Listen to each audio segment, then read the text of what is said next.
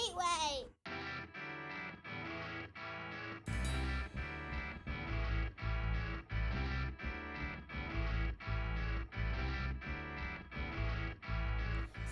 Hello and welcome to the Roker Report Lasses podcast in association with Sunderland Community Soup Kitchen and HerGameToo, the campaign against sexism and misogyny in football.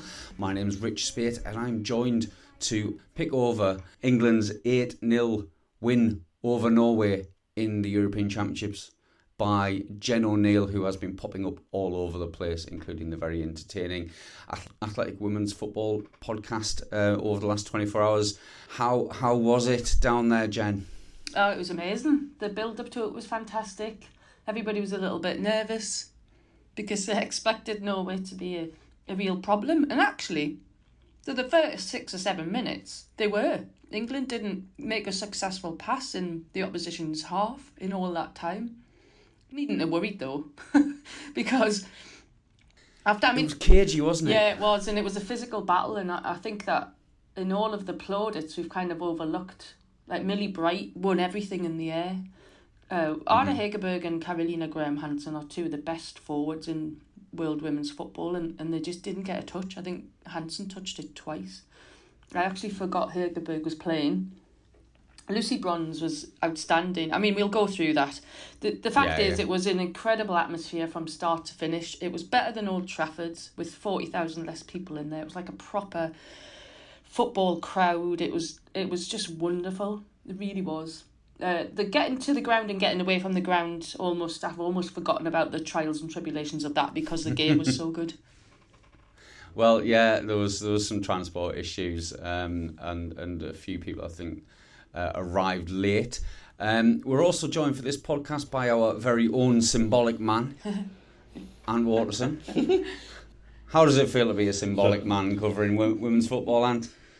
I'm not sure if that's a compliment or not, Rich, but yeah, it's very good. Well, all right. if you put you in the same category as Ian Wright, then it's probably is, isn't it?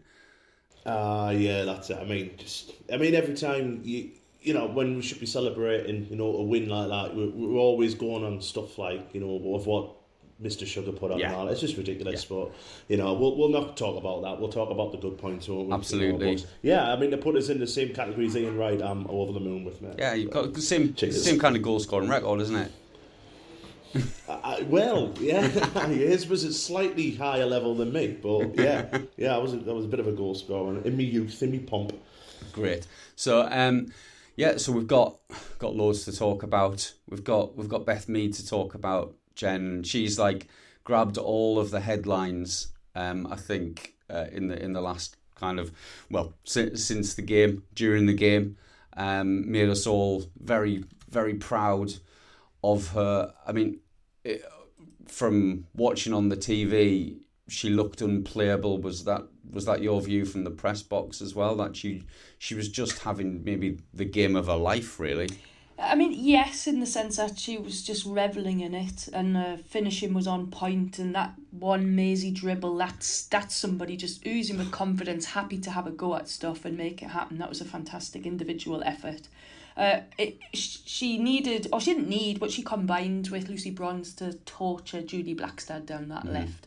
And Martin Sjögren, he's Swedish, the Norway coach, just did not do anything until half time. It was unbelievable that he left his defence, which is paper thin anyway, as I've said, floundering. Lucy Bronze is marauding up that right hand side. She's combining with Beth Mead. Beth Mead's crosses were excellent. I mean, Lucy Bronze's crossing has been pretty diabolical of late, but she's found her form again. I always wonder, and I think we've mentioned this before, Lauren Hemp is such a terror down the left and is so fast. I think teams just become obsessed with trying to stop her, and it does allow that right hand side to be exploited.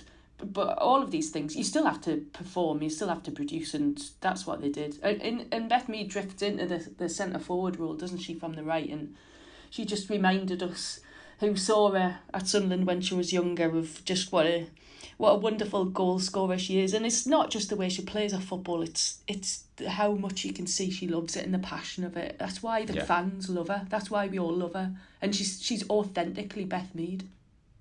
Yeah, she totally is. She's really down to earth as well. When I talked to her last summer, I think you interviewed her last summer as well. She's really down to earth. She's really humble, but I think she now knows just what level she's at, and she's loving it, and she's loving being the centre of attention. Yeah, talk about her reprising some of her kind of best moments from her time at Sunderland, and the moment of the game for me was when she scored that header, which actually came from Hemp having switched wings with her momentarily. Ellen White worked really hard to chase down a ball, lay it back to Lauren Hemp, who played a lovely swinging ball that Meado headed, which reminded me of the goal she scored against Liverpool in the WSL in the first game the first game in the top flight for Sunderland, where she unexpectedly scored a header from Kira Ramshaw. So that was my moment of the game. I wanted to know what your moment of the game was. Like you, mate, I preferred her header to the. I know the run and finish was unbelievable. You know what I mean? But that goal, I just love goals like that because it was behind her as well. The ball was behind her, so it's a really hard finish that, because she's had to literally arch her neck and kind of get generate as much power to beat the goalkeeper. It was a lovely finish. I can't really give you a moment full stop. It just all 90 minutes was amazing. It's just put so much of a stamp on this tournament. You saw what France did, the other night, and thought, France are really good, and then. Yeah, we struggled in the first game against Austria. I think a little bit of nerves might have kicked in front of that crowd at Old Trafford. But then last night, it was as if they just kind of took the pressure off. They just eased off and just thought, we'll just play our game. And literally after, like what Jen said there, the first 6 minutes it seemed a little bit nervy. And then as soon as the penalty gets given, I mean, it's doubtful it's a penalty, but it was given, so never mind. But as soon as that went in, you just knew that it was going to be a really, really good night for England. But yeah, I can't really give you a moment. I just thought all 90 minutes was amazing. The raw. I think when Ellen White scored after Beth had pressurised Torres Dottir and Ellen ran through and it went to 3-0. I think everyone realised that something out of the ordinary might be happening. And it certainly was out of the ordinary. What was your moment of the game, Jen, or moment of the evening, really? Because obviously you were there throughout. I was just thinking back to that moment that you're talking about. I'm actually getting quite upset now. I didn't get upset at all last night. Strangely for me, middle-aged woman. Just remembering that, I sort of blocked a lot of it out because it was just so astonishing. I mean, the VAR goal. The crowd was chanting VAR, and then it sort of rippled through. And then when that was given, it's like, right, 2, we're off here, because at 1 and maybe Norway become aggrieved at the penalty and they can hit back. Mm-hmm. When that happened, then it was like, okay. And then there was just before half time, I had to actually look at the scoreboard because I had to check it was 6 because I couldn't remember how many goals, because it was just so mind blowing. And then you at half time you go to get a cuppa, and I had to record something about the travel stuff for somebody, and I saw FA staff, I saw other journalists, and everybody was just WTF at each other. What is happening here? Just incredible. Yeah. And there's just all these sort of smiles and glazed grins. It was wonderful. Yeah, I mean, me and my son were jumping around the front room, and you were at the stack with the Sunderland lot. What was the atmosphere like there? Because if I couldn't be in the stadium, I couldn't, I would have wanted to be where you were. Yeah, it was amazing. I mean, it was quite full as well. So there's you're looking at about 200 to 300 people, and again, people were just agog. At half time, you were literally going, "Is this real?" Who were playing here? Norway. These are one of the favourites as well. Norway are no pushovers, and it was just it was the kind of, I think it's one of those moments where you just think and look and everything what's going on with the England side, and I know I've mentioned with Meado with the Olympics and stuff. It just seemed that moment was just full circle. That this team, you kind of know that this team's going to go and do something special. It's just such a stamp to put on the competition. But yeah, I mean, once the first one went in, and then obviously the second one, Jen's mentioned with the VAR, everyone's like, "Oh no, it's offside." And then when it flashed up goal, I mean, the staff just absolutely just lost the plot. Like, it was great. Obviously, my nephew Zach was there.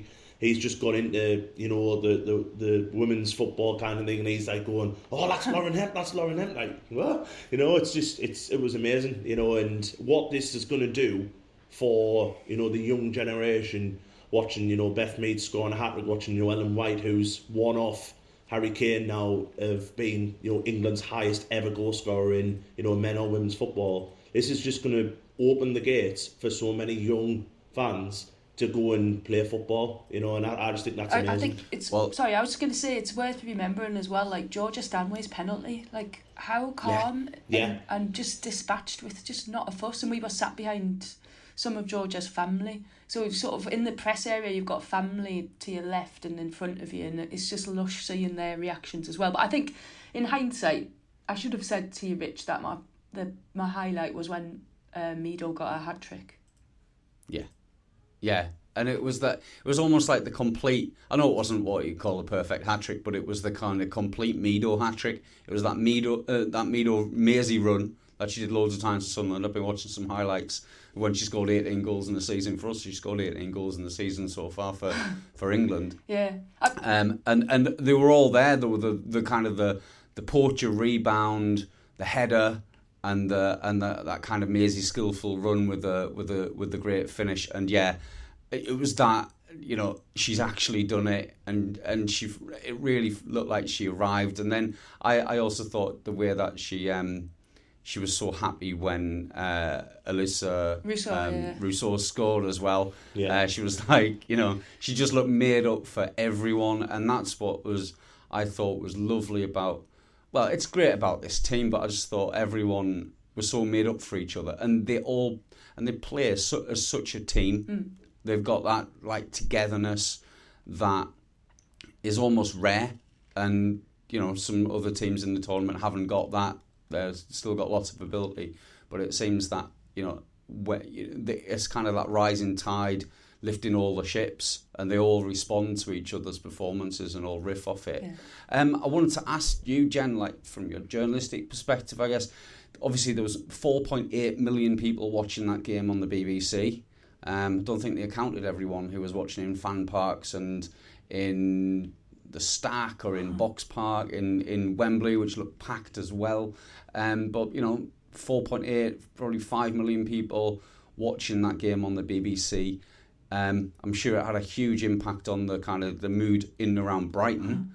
What do you think will be the impact for the public in terms of interest in this tournament, and I guess affecting the mood of the nation to a certain extent? Well, if it continue like this, then it's just like a wave, isn't it? It's not quite on the level as the men. It's not yet. It could do in the way that it really sort of captures people's imagination. You're always going to get naysayers, and you've got people who cringe at it.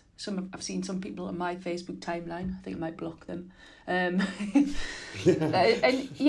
But it's difficult to sort of describe it, isn't it? Because we've talked about it before. It's like a societal thing. It's just like women's sport to be up there. Then it's fantastic.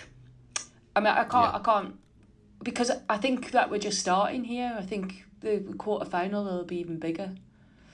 Yeah, and I wanted to come on to look ahead into the tournament. Obviously, we're through, and we've got the game against Northern Ireland, but we're through. And I wanted to your perspective on what you think the impact will be of that performance from England on the other teams in the tournament, because there's been a lot said about it being a statement, and that we've arrived. Do you think other teams will approach us with fear, and do you think it might, it would come up against a Spain or a Germany, depending on what happens tonight in that game, and the other game in Group B as well? Do you think the teams are just going to try and sit back against us, try and kind of block us out, or try and kick us off the park? Was the other thought I had. To be honest, I definitely think teams will stand up and take notice of it now, where they're as deep as we go into the tournament, those defences aren't going to be as bad as what Norway's were last night, or capitulate as bad as what Norway's did. And I agree with what Jen said before, why the coach didn't do anything before half-time. It did astound us, to be honest. I mean, I know it's harsh taking a player off after 25, 30 minutes, but when something isn't working, and it was going from bad to worse, and even worse after that, wasn't it? You know, you've got to kind of do something. But I think teams will have a look. They'll obviously be going through the 90 minutes and thinking which way we're going to stop, or how we're going to stop Beth Mead. They're going to double up on Meado, but then that'll release Bronzy, and again, Bronzy's crossing yesterday was much improved. So the thing is, with England at the minute, I can't pick a weak link out. You know, in defence, we're defending well. I mean, I think Millie Bright's been fantastic so far in the tournament. You know, I think Bronzy and Daly have been excellent pushing forward. You know, our midfield, Fran Kirby coming in as well. She's been, I mean, we haven't said much about Fran Kirby the entire tournament, but she's been setting goals up. She's been thereabouts. And then obviously Ellen White's been an absolute warhorse up front. So there's not much for me that is a weak link, whereas in all the other sides that I've seen so far, I'm thinking, where can England hurt them? And I've got a couple of ideas, you know what I mean? So I think we're in a really, really good position. You know, I really do. And I don't want to get ahead of myself. And I don't think we should get ahead of ourselves, because there's still some excellent sides in this tournament. But we haven't conceded a goal yet. We haven't particularly looked like we're going to concede a goal. And we're just, you know, we've kind of hit our straps early on, but we can only improve. I think what some teams will try and do is nullify Kira Walsh. They'll put somebody in the space there, which so she can't pull the strings, because that's what she's doing for the team. She's just finding the passes constantly and spraying it out left and right and keeping it going. And she was one of the reasons why Hansen just didn't get on the ball, but other teams will crowd her out and they will press the defence. And then you start to see errors, and then you start to see the doubts and the nerves, and that free-flowing football, it starts to stutter. There are other teams in this tournament who we've only seen once who won't be frightened by last night at all, because they think that they're as good, if not better. I mean, France won't think that, and Sweden won't be worried. And I'm looking forward to seeing Germany, Spain, what happens tonight. I think that's going to be a classic, possibly, or it'll end up being a 0-0 draw. Probably the latter. I've said that. I think with the other sides as well, Rich, you can't really let that affect the way you're going to take this tournament on. You know, like the likes of France, likes of Germany, they're not in our group yet. You know, so they're just going to have to just knuckle down, keep doing what they're doing. But for me, I think it's boding well. I mean, we're barely a week into the tournament, and there's been some fantastic games already. You know, we've had like a 5-1, we've had an 8-0. I mean, it's so exciting. Every game's had like its exciting part of it. There's not been a dull game yet. I was going to say, why do you guys think that we're getting such sort of slightly top heavy scorelines in games against teams that aren't that weak? It's like almost like a new phenomenon for me to see. Is it because of the crowd? Is it what teams are sort of blowing other sides away in a way that I've not seen before?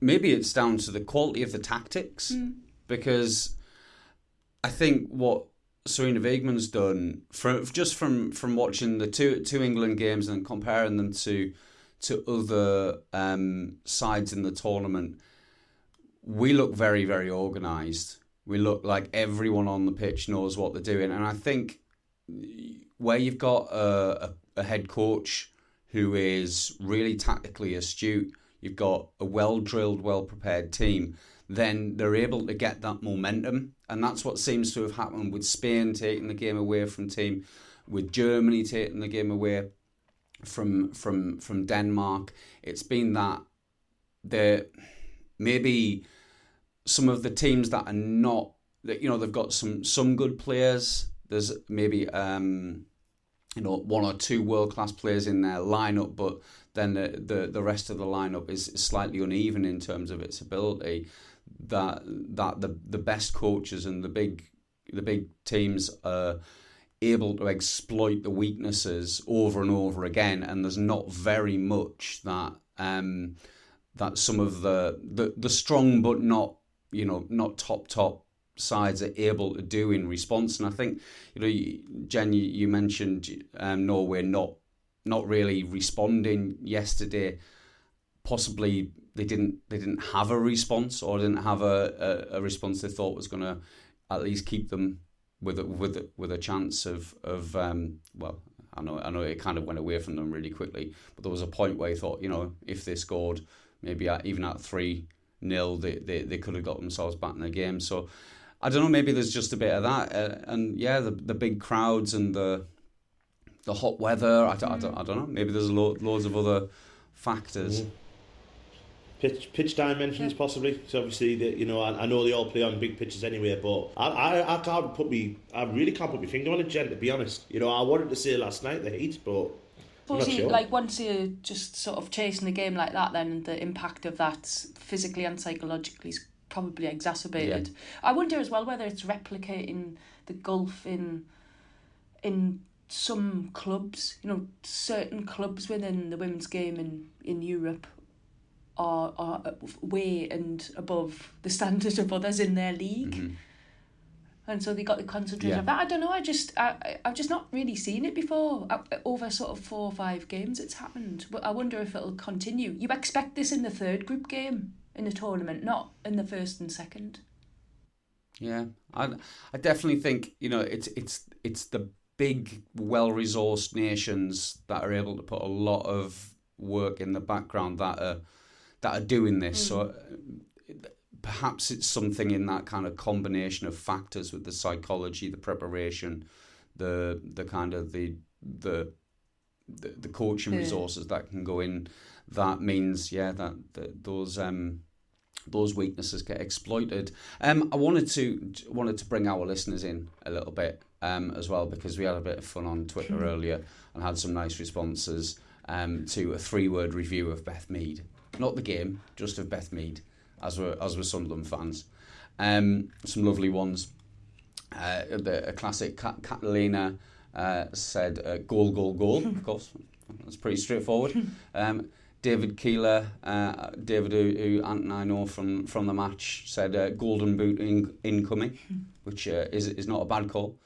Rob Simpson, I think, referencing his daughter, says Isabel's heroine always, which is great because she's obviously inspiring people, like we mentioned. Charlotte Potts, former Sunderland defender, said cool, calm, and clinical, which I think is absolutely right, because she was. When she was on the ball, once she'd scored, she wasn't cool or calm at all. Random SAFC players, who's been posting some great pictures of former Sunderland players up this last couple of weeks, says wave of destruction, which I think is actually is a really good description as well. John Murray says simply the best, and General Mayhem said absolute effing baller, which I think is a good one. He also said bring her home, and we addressed that with her in our interview last year, where she said never say never. You never know. Eventually, she might come back. She said she loves the club. So we've got to kind of get off and watch the first game of Tuesday between Denmark and Finland. And actually, our roving reporter Brett and his girls are currently at that game. And here is the third instalment of his audio diary. Hiya, it's Brett here again. So game 2 here in Milton Keynes, and once again I'm joined by my 2 favourite little buddies, Chloe and Millie. So Chloe and Millie are with me. Right, Chloe, today is Denmark versus Finland. So who are you supporting today? Denmark. Oh, you're going for Denmark today, so no hot dog belly for you. And Millie, who are you going to go for? Finland. So once again the girls have split up their teams. So Chloe's going for Denmark, Millie's going for Finland. We're just outside Stadium NK. We'll catch up at full time. Hello, Brett here again. So we've just got back from watching Denmark 1, Finland 0. Absolutely gutting for the Finns. So that's 2 games we've now seen them here in Milton Keynes. And unfortunately they have come up short both times. Not for want of effort though. I think really just the stamina by the end of it just let them down. Millie, so I'm with you today. So as I said previously, I'm coming with my 2 little buddies, Millie and Chloe. So Millie, that's 2 games in a row. You've chose Finland both times as your team. How are you feeling that they've now lost twice in a row? Annoyed, I've not ever seen them win. Yeah, it's a bit of a shame that, but I suppose long term for yourself as a Sunderland supporter, it should leave you in good stead to be crushingly disappointed whenever you go to football. But Chloe, now you started the game saying that you were going to support Denmark, and then you kind of flipped it a little bit, and then you were chanting for Finland throughout the second half. However, as I say, they did lose. So for yourself, what was your favourite part of today? Getting my pizza. That's right. Chloe had a little pizza all to herself and the biggest grin in the world while eating it. But as I say, though, back to the football, it was a great game again. It was really, it'd be nice to see more goals. I think we got a bit spoilt yesterday watching the 8 England goals. Could have done a couple of them for us over here. But no, the game itself was back and forth, limited chances. Denmark scored a scrappy goal to make it 1-0. Finland, right at the end, they could have made it 1-1. Would have been so good for them. I say their fans were brilliant. In fact, both set of fans today. One thing I've been really impressed with so far is the atmosphere. Despite there's only 11,000 there today, you wouldn't have known it. The fans did not stop singing. Once again, they had the drums there, beating away. Absolutely fantastic. So, once again, this is me being down at MK Stadium watching Denmark 1, Finland 0. Oh, it was lovely to hear, as always, from Brett there. Really interesting, and it's great that they're having good fun at the tournament, and long may it continue. But before we go, I just wanted to ask, Ant, you were down at the open training for Sunderland Women yesterday down at the beach at Seaburn. What was it like? It seemed like there was a fair few down there on the beach from the kind of videos and pictures that have been put out there.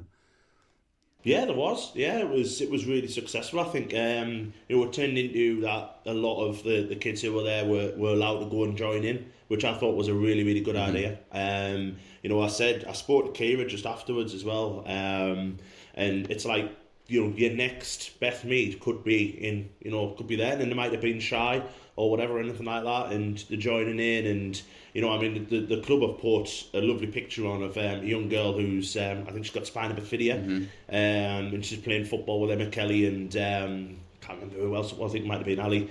And it was amazing just how everyone had a smile on their face. All the players were just so generous, so lovely to the kids and everything like that. And all the foundational light scholars were there. It was a really, really good idea by the club, really well advertised by the club and by us. But it would be something. I spoke to Chris Waters afterwards, and he said this could be something that we're going to do relatively regular, obviously in the summer months. So I would, that if that could bring, say you're a fan there going there, doesn't matter if you're a boy or girl, going there and say, I want to watch these girls play, every week. Season ticket, tenner, you know what I mean? You can't go wrong. It's such a good idea. It's free advertising, Rich. No. And it was a really, really good night. I spent my time talking to Emily Hutchinson and Abby Towers, who I've nicknamed the ACL Club, bless them, because they both got wonderful scars on their knees after having operations. I was going to ask, how their recovery's coming along, because you said you were talking to both of them. They're looking like they're going to be fit for at least part of the season? I think Abby's more optimistic than Emily, but hopefully we see them both. I think that's what they both said. Just they want to take the time. Obviously, with Emily, it's a second one, and she's only 17, so it's a little bit, it's harsh to have it twice on her. And obviously, Abby's the same age, 18-year-old doing your knee. It's not easy, but they both got the right care. They're both in definitely at the right club for physiotherapy. They're going to get the best of the best, really. So, but yeah, just every single one of the lasses last night who were there. Even the under-23 girls were just so sort of warm and so inviting to those who joined in. It was a really, really good night. Brilliant. No, that's fantastic to see. And Jen, do you think, I don't know if you've seen much of it or heard much about it, because you've been on your travels up and down England following the tournament, but is this the kind of thing that clubs need to be doing to exploit the public interest in the tournament and obviously the nice weather as well? Oh, absolutely. It's get people involved, get them to get a connection with the players, meet them, think, I know that person, I've kicked the ball with her, she spoke to me, she smiled. That's what gets people interested. It's a great idea. I've seen a couple of pictures, and I was smiling listening to that, and I was thinking back to like the first time I saw Jill Scott or somebody come to training with the older players. It's difficult for young kids, but give them a football and they're happy, and that's when they start to express themselves. So just seeing Scotty go on last night made a lot of people happy as well. Yeah, made me happy, definitely. And she almost scored as well. She was almost set up by Lucy Bronze, which would have been a great former Sunderland combination. But she got on, and she, still looks like she's more than got it at this level. It was brilliant to see. And perhaps we'll see Demi in the next game, which is my last question, really, to you both. And do you think we'll see a very different England side on Friday against Northern Ireland? To be honest, I think it might be the whole 11 changes. To be honest, Rich, that's what I would do. Listen, I know it's a big game. It's a nations derby and stuff, but for me, give some of the lasses a chance. You're in a tournament for a reason. Back these players. I really want. I think it might be the whole 11. I'd love to see Hannah Hampton get a go as well. I really like her as a goalkeeper. I think she's a fantastic goalkeeper. Again, like you said, Demi. I want to see Demi play. We want Scotty to start. Why not? There's nothing to lose really. And I think, to be honest, I think it'll be a good game. I know Northern Ireland have lost twice, but they've not looked out of place in this tournament, have they? Especially last night, they gave it everything, and they were just a little bit unfortunate. I think their managers hit the nail on the head. They've overachieved to get here, and they are, they've lost two, but I don't think they've looked out of place at all. No, absolutely. And Jen, do you think there's a risk in changing all 11 that we might lose a little bit of momentum? Yeah, I think people are very divided on this issue, aren't they? And in the past, I would have been in the momentum camp. And I think I just wanted to say, I think there was a sign of respect in the relationship between Beth Mead and Serena Wiegman, that she let her stay on to get a hat trick, because she would have taken her off. Because that's what I think the plan was, to give players time. So I think, having watched tournaments at this level and the conditions, and Georgia Stanway, players like that were on their knees after the first game and then managed to do it again last night. I think you have to be realistic and make quite a few changes and just mix it up a bit and give everybody a bit of game time. That should be good enough against Northern Ireland. And also it's just bizarre, like, not having a left-footed defender. It's just really right across that back line. It's worked though so far, but they will get tested at some point, and that's when it's going to be a bit worrying. So I would just want to thank you all for listening, and thank you both for your time this evening. It's 0-0 in the Denmark-Finland game, according to the BBC. So we haven't missed anything in this Scandinavian dart. Although Finland's not Scandinavian, is it? They don't like Nordic. Remember Kenny? Nordic. You have to joke Nordic. about, they haven't got another European referee, have they? Because did not hear him the other night. They got a penalty because it was a Nordic referee. It's funny. Oh yeah, another Kenny Shields hot take. It's so funny. Well, thank you all for listening. Enjoy the rest of the tournament. We may well be back before the Northern Ireland game. We might get to speak to Josh Bunting, who's a Northern Ireland and Sunderland fan. If not before, then after that one. And we'll speak to you all soon. Thanks a lot. Bye bye.